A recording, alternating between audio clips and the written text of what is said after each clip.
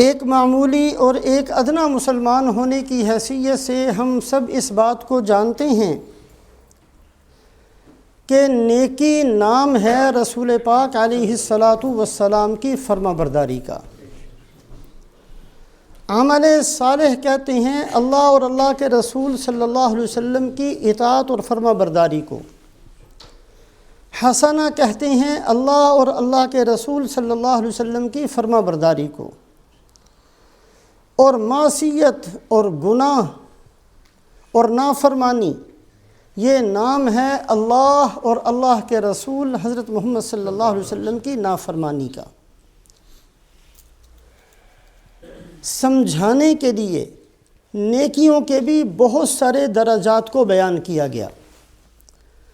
ایک حدیث پاک کے اندر آپ صلی اللہ علیہ وسلم نے فرمایا کہ ایمان کی 70 سے زیادہ شاخیں ہیں۔ اعلیٰ قول لا الہ الا اللہ، سب سے اونچی شاخ لا الہ الا اللہ، اور سب سے نیچا درجہ اماطۃ الاذی عن الطریق، راستے سے کسی تکلیف دینے والی چیز کو ہٹا دینا۔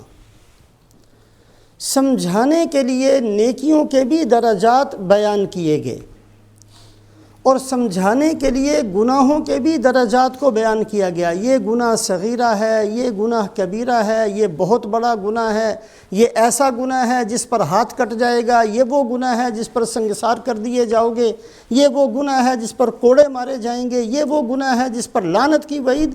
اللہ پاک نے سمجھانے کے لیے نیکیوں کے بھی درجات کو بیان کیا، گناہوں کے بھی درجات کو بیان کیا۔ لیکن رسول پاک علیہ السلام کی جو تعلیم اس امت کو ہے، وہ تعلیم یہ ہے کہ کبھی بھی کسی بھی نیکی کو چھوٹا سمجھ کر چھوڑ نہ دینا۔ اللہ کے ہاں وہی نیکی بڑی ہے جو قبول ہو جائے، اور کبھی بھی کسی گناہ کو چھوٹا سمجھ کر، معمولی سمجھ کر کرتے نہ چلے جانا، اس لیے کہ جس گناہ پر بھی پکڑ ہو جائے وہی گناہ کبیرہ ہے۔ اس اصول کو سامنے رکھتے ہوئے حدیث پاک کے اندر رسول پاک علیہ السلام نے واقعہ بیان فرمایا ایک فاحشہ عورت تھی، ساری زندگی گناہوں میں گزارنے والی عورت، راستے پہ چلتے ہوئے ایک کتے کو پیاس کی حالت میں زبان نکال کر ہانپتے ہوئے دیکھا، بڑا ترس آیا، دائیں بائیں دیکھا کہیں پانی نہیں ہے، ایک کنواں ہے لیکن رسی بھی نہیں، ڈول بھی نہیں۔ اپنا دوپٹہ نکال کر اس کی رسی بنائی، اپنا جوتا نکال کر اس کو باندھ کر اس کا ڈول بنا کر اس میں پانی نکال کر اس کتے کی پیاس بجھائی۔ اللہ پاک نے ساری زندگی کی فحاشی معاف کر کے جنت دے دی۔ کسی نیکی کو چھوٹا نہ سمجھنا، وہ نیکی بہت بڑی ہے جس پر بخشش ہو جائے، کسی نیکی کو کبھی چھوٹا نہ سمجھنا۔ ایک اور واقعہ حضرت امام بخاری رحمۃ اللہ علیہ نے بھی نقل فرمایا بخاری شریف کے اندر۔ رسول پاک علیہ السلام ارشاد فرماتے ہیں کہ ایک آدمی تھا، ساری زندگی گناہوں میں گزارنے والا، اور گناہ بھی بہت گھٹیا قسم کے، کفن چوری کرنا، ڈاکے ڈالنا، تنگ کرنا، ہر طرح کے گناہ اس کے نامہ اعمال میں موجود۔ ساری زندگی ہوش نہیں آئی، موت کا وقت قریب آیا، اب خیال آیا کہ میں نے ساری زندگی کیسے گزاری، اب تلافی بھی کرنا چاہوں تو نہیں کر سکتا۔ ایسا اللہ کا ڈر دل کے اندر بیٹھا، اپنی اولاد کو جمع کیا، اور جمع کرنے کے بعد کہنے لگا ایک وصیت کرتا ہوں، وعدہ کرو پوری کرو گے؟ بچوں نے کہا جی بالکل، آپ جو کہیں گے ہم اس کو پورا کریں گے۔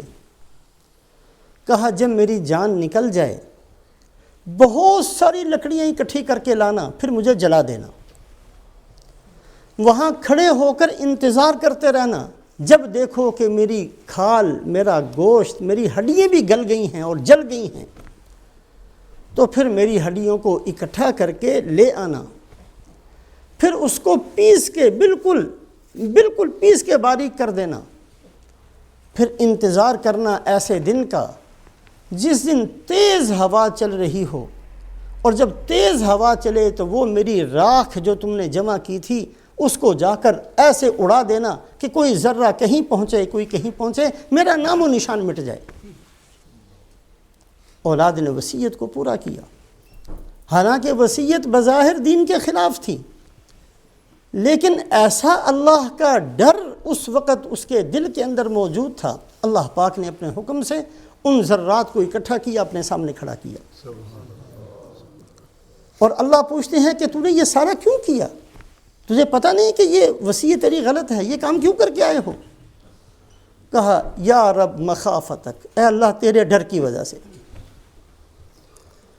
نام و نشان میرا مٹ جائے، میرا وجود ختم ہو جائے، اس لیے کہ میں نے کرتوت بہت برے برے کیے ہیں، میں نہیں چاہتا تھا کہ آپ کے سامنے میری حاضری ہو، تیرا ڈر اتنا غالب تھا کہ تیرے ڈر اور خوف کی وجہ سے میں نے یہ کام کیا۔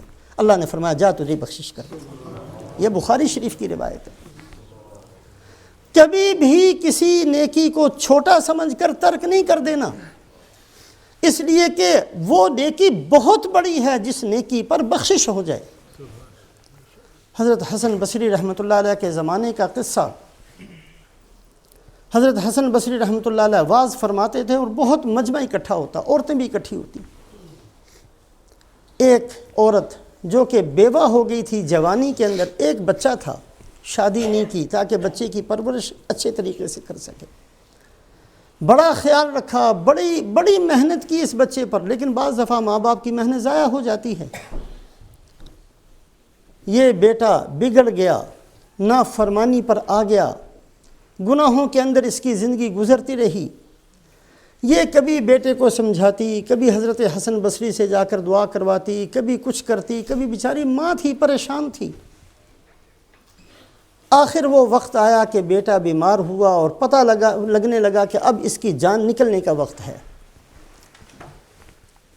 یہ عورت بھاگتی بھاگتی حضرت حسن بصری رحمۃ اللہ علیہ کی خدمت میں پہنچی، حضرت احسان فرما دیں، میرے بیٹے کا آخری وقت ہے، آپ تشریف لے آئیں، شاید آپ کی برکت سے وہ کلمہ پڑھ لے، کلمہ پڑھ کر دنیا سے چلا جائے، میری روح کو سکون ہو جائے گا، میں مطمئن ہو جاؤں گی کہ چلو ایمان کی حالت میں گیا ہے۔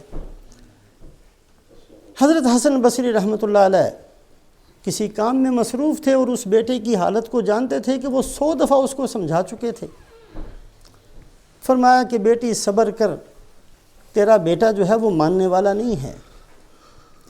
یہ بیچاری نا امید ہو کر روتے ہوئے اپنے بیٹے کے پاس پہنچی اور کہنے لگی کہ اے بیٹا تو اتنا برا کیوں بن گیا تھا کہ ایک اللہ کے نیک بندے نے بھی تیرے پاس آنے سے انکار کر دیا، کچھ تو نے نیکی کما لی ہوتی، کوئی تو اچھا کام کر لیا ہوتا، اتنا تو نے دل دکھایا کہ آج ایک اللہ کا نیک بندہ بھی تیرے پاس آنے کے لیے تیار نہیں ہے۔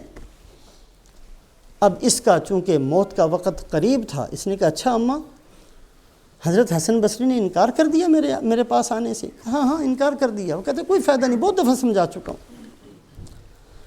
کہا اچھا پھر آپ ایسے کرنا کہ جب میری جان نکل جائے تو مجھے کفن نہ پہنانا، میرے لیے قبر تیار نہ کروانا، بندوں کو اکٹھا کر کے میرے گلے میں رسی ڈال کے مجھے گھسیٹتے پھرنا، اور کوئی پوچھے کہ اس مردے کے ساتھ کیوں کر رہے ہو تو کہنا اس کی وصیت تھی اور یہ کہہ کر گیا ہے کہ جو اللہ کا نافرمان ہو اس کے ساتھ یہی ہونا چاہیے۔ ادھر اس نے یہ کہا، جان نکل گئی، ادھر کسی نے دروازہ کھڑکھڑایا، حضرت حسن بصری تشریف لے آئے۔ کہا آنکھ لگی اور مجھے تنبیہ کی گئی کہ جلدی جاؤ اور ہمارے ایک ولی کامل کی نماز جنازہ پڑھ کر آؤ۔ اس کے دل میں جب ندامت پیدا ہوئی ہم نے اس کو معاف بھی کر دیا اور ولایت بھی دے دی۔ کبھی کسی نیکی کو چھوٹا سمجھ کر ترک نہیں کر دینا، وہ نیکی بہت بڑی نیکی ہے جو اللہ کے دربار میں قبول ہو جائے۔